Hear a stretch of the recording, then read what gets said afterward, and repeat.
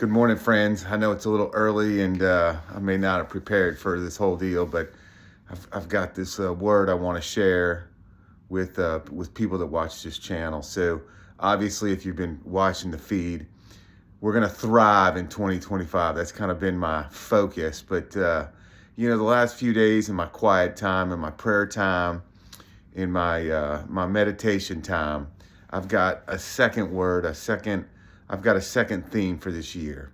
And so I wanted to share it with you today, and I wanted to expound on it. I might grab a notepad that I've been writing on for a couple days and expand. But the theme is that dead things are going to come back to life in 2025. And when you hear that, you might think, well, I wanted some things in my life to die. I wanted self to die. I wanted my ego to die. I wanted bad habits to die. And those aren't the dead things I'm talking about. Those things are going to stay dead. We're in the name of Jesus, or however you got rid of them, those things are going to stay dead. I'm talking about other things. Dead things are going to come back to life in 2025. So I'm going to give you a couple examples, and then I'm going to go into it a little bit. Relationships, like our marriages, that for those of us that have been married a long time, or even those of us that have been married a short time, but we begin to take our spouse for granted, dead things are going to come back to life in 2025. God is going to restore, renew, and bring new life to your marriage in 2025. Relationships with friends we haven't seen in a long time. Friends, maybe, I've got this overwhelming thing that a lot of us since the pandemic have let things go, that things have died or that are dying, that we don't put focus on things that we used to put focus on in our life. So relationships with friends, dead things, people we haven't talked to in many years, or people that we stopped loving on and we just care, and that we're just friends with today, with not a deep relationship anymore. Those dead things are going to come back to life in 2025. Finances.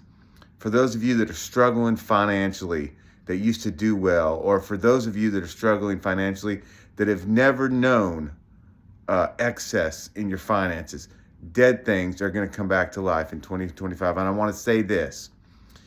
For those of you that have never experienced financial explosion, financial just blessing financially, you're going to drink from wells that you did not dig. That's you'll have to look that up in the Bible, but I believe in 2025, God is going to open up wells you did not dig, which means He's going to pour out a blessing on you that you didn't create, you didn't cultivate, you didn't do anything for, and He's going to pour out to you. Now, obviously, there's a reciprocation that has to happen.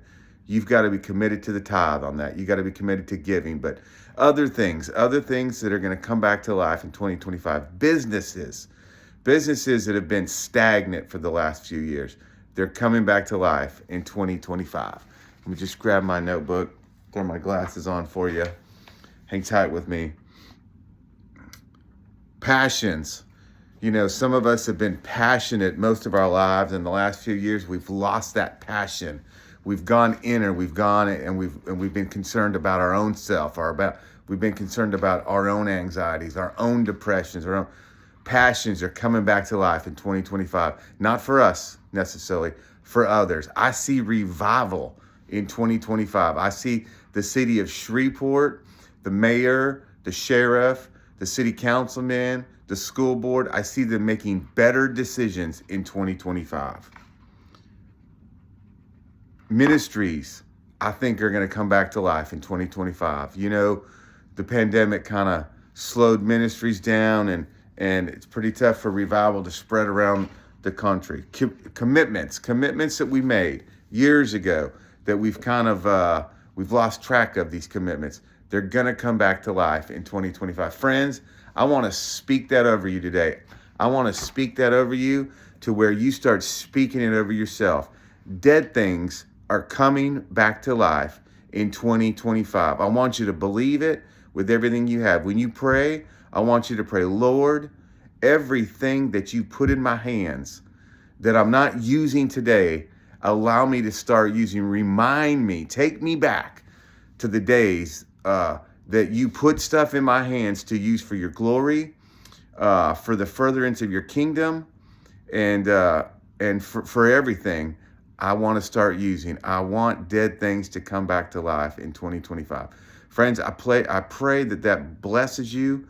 I pray that takes heart in your soul, and that you agree with it. And from today on, that you begin to agree in prayer and to agree in the actions of your life, that dead things are going to come back to life in 2025. We're going to love each other deeper. We're going to love our neighbors as ourselves. We're going to reach out to those that are hurting. Today, it's cold in Shreveport.